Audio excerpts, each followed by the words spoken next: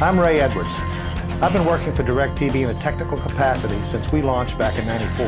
Every day I work with people representing every aspect of our business. It's my job to provide you with a heads up on the new products and changes and to help you do a better job and to make the job a little easier.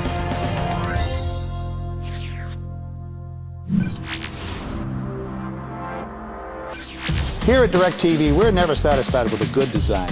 We're constantly trying to improve on all of our products to provide better, even more dependable service to our customers. Though the KAKU Outdoor Unit, or ODU, already held the honor of being the most advanced direct-to-home satellite antenna in the country, we've improved it. The Slimline ODU not only looks better, it performs better, and it's easier to install. Today we'll be taking a look at the differences between the two and demonstrating how you, the professional installer, install the Slimline ODU. First, let's take a look at the components in both the first generation and Slimline KAKU ODUs. Now, both the first generation and Slimline ODU consist of a foot and mast assembly, a back assembly, a feed arm assembly, a reflector, and an L&B. Both also require the use of monopoles.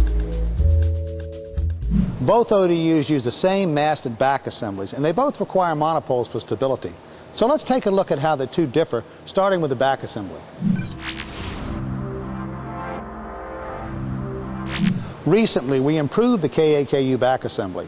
Though we covered in a previous session, I'll review the differences. The first generation back assembly has a dither mechanism that's used to fine-tune the azimuth adjustment and is located here at the rear of the assembly. The second generation has no dither mechanism, and the azimuth is fine-tuned on the mechanism here on the bottom right of the base. The first generation assembly has the elevation fine-tune adjustment inside the assembly here. The second generation has the elevation fine-tune adjustment on the left outer side of the assembly here. Either of these back assemblies will work with the first generation or the Slimline ODU. As I mentioned earlier, the alignment and fine-tuning of these back assemblies was covered in another session. Next, we'll take a look at the feed arms. Though the feed arm assemblies look similar between all manufacturers of the first generation ODUs and the Slimline ODUs, there are some differences. The first generation feed arm assemblies are specific to each manufacturer. A notch here on the L&B attachment point allows only the L&B designed for that ODU to be inserted. This is because each manufacturer has designed the complete reflector, arm, and L&B assembly. And they differ based on the prime focal point of that unit. The Slimline ODU was manufactured using specifications that are the same from manufacturer to manufacturer. That means any Slimline ODU feed arm will work with any Slimline L&B assembly. The notch on all Slimline feed arms and the key on the L&B are in the same location here.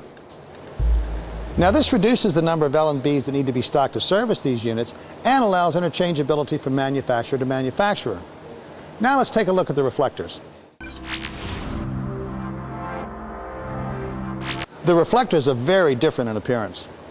The first generation reflector is shaped differently from the Slimline unit. It appears to be larger. The Slimline reflector has a lower profile and more closely resembles the traditional multi-sat ODU we've all become accustomed to seeing.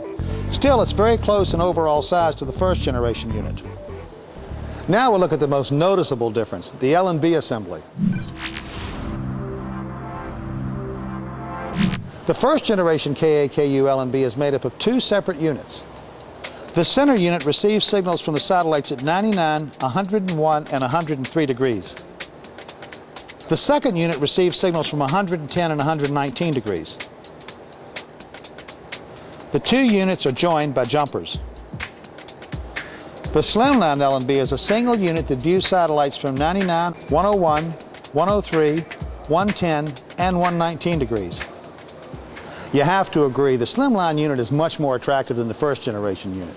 It's also easier to assemble. We'll cover that next. Since the Slimline L&B is a single unit, it reduces the steps necessary to assemble the ODU. First, there are no presets required for zones 1, 2, and 3. It isn't necessary. The slimline L&B eliminates having to attach the 110-119 L&B sidecar, installing the 110-119 L&B, and connecting the jumpers. The slimline L&B is preset and pre-assembled. You simply connect the output cables and slide it on the arm and secure it by inserting the attachment bolts here. The rest of the ODU assembles just like the first generation. One thing you notice right away is the slimline ODU is lighter. That makes it easier to assemble, carry, and install. Let's take a quick look at the slimline ODU installation. The installation of the slimline KA-KU ODU is done exactly the same as the first generation KA-KU ODU. You'll need to complete a site survey assuring a clear line of sight to satellites from 99 to 119 degrees. Determine the best location for the ODU. Determine cable routing, including a ground source. Assemble and mount the ODU. Align and fine-tune the ODU using the jumper that comes in the kit. Then connect the jumper in line using a barrel connector. Next, ground the ODU following the guidelines established by the National Electric Code. Route the cables to a wideband multi-switch and/or the customer's receiver. Connect a telephone. Activate the system. And, most importantly, educate the customer. If you've been doing KA-KU installations, the slimline ODU should make installations a little easier. And the improved appearance should make our customers a little happier. Let's take a quick review. Both the first generation and slimline ODU use the same foot and mast assembly, back assemblies, and require monopoles for stability. The differences are the reflector, the feed arm, and the L&B. The slimline reflector has a lower profile. The feed arm on the slimline will accept any manufacturer's L&B, and those L&Bs are a one-piece unit that's pre-assembled. There's no adjustment for regional zones on the slimline. Both units are assembled, mounted, and aligned the same way. Preset the rough elevation